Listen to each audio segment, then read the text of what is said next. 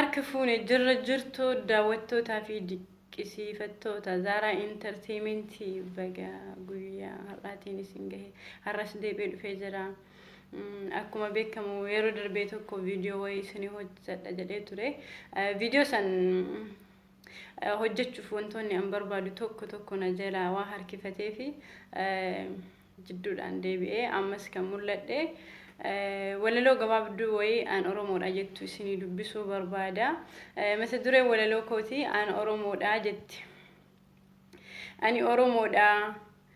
Akkam jirtu Oromoo harka fuune ashamaa warri sirna gadaa abbaa falasamaa nageenyi badhaadhaa warri gadaa haqaa namaaf kennuu malee eenyuun kadhaadhaqaa na walii imaluuf qophooftanii laata Oromiyaa marsuuf miila kee kaataa imala yaaddanii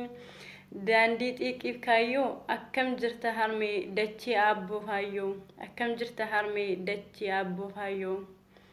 Karayurran ka'ee hangafa dhaloota handhuura Oromoo madda burqaa goota mee harka na fuudhaa warri gujii filu biyya seenaa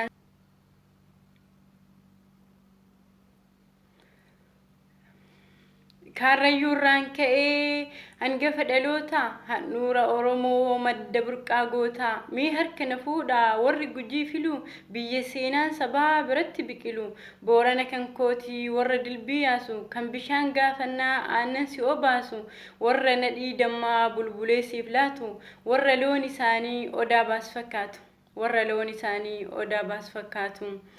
kan faarsee kam dhiisaa hunduunaaf qomoodha eessanaan hin jedhina ani Oromoodha. Imala waliin ammallee hin xumurre deemsa dadhabdanii akka abdii murre jimma geenye jirraa boqadhaa gaanamu biyya xiqqaaf guddaan itti kabajamu biyya argama bunaa biyya sanyii mootii shamarra ishee laallaan bittin nama gooti. Imala koo hin teenye ammas itti jira nan dadhabe jettee hin hafinna bira harargee geenyerraa biyya elimoo qilxu warra sodaabdiinni boollalittu warra aartii hangafaa walaloo yeedalloo burqaa aartistoota ilmaan afran qalloo burqaa aartistoota ilmaan afran qalloo kana ni yaafalaa harargee jechuun mataan ishee jaalala. Naannoo Oromiyaa martuunaaf qomoodha eessanaan hin jedhina ani Oromoodha.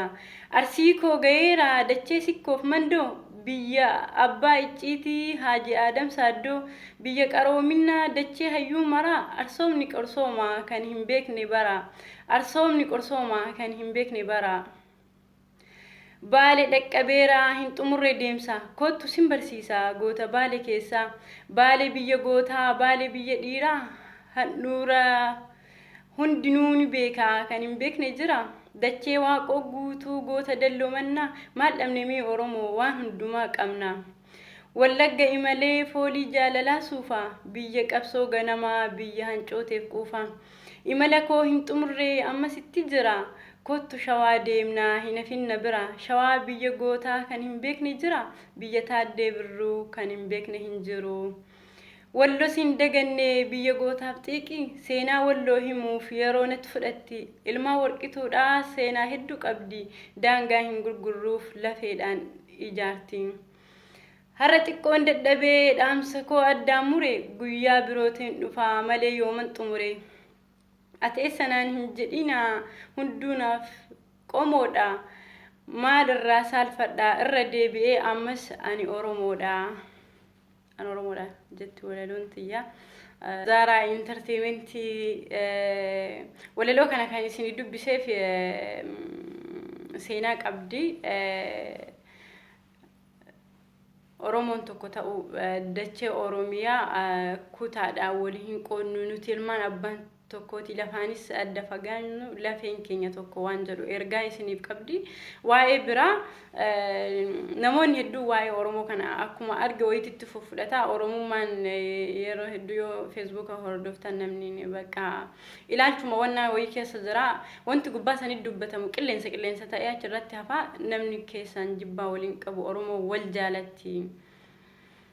waan jedhu namoota muraasaaf isiniif ergaa qabdi jechuun kan namoonni sabboonummaa Oromummaa qaban ni beekanii Oromummaa akka taate jechuun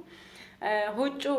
Oromoo garuu walaloo kana gaafa isin hojjedhu huccuu aadaa kutaa hunda keessa jirtu aadaan Oromoon kutaa 11 qabna kutaa 11 keessa aadaa jirtu hunda barbaadachuuf ture garuu waa hodhisiifadhee hin xumuran hanga isinitti as mul'adhe kan aadaa Arsii filtee uffattee akka hin jenne amadura huccuun kee aadaa shawaati akkuma namu beektanii jechuudha nan huccuu aadaa yeroo hedduu kan shawaa uffadha so huccuu aadaa Oromoo hundaatu nan uffadha gaafa viidiyoo biraa isin hojjedhu walitti deebina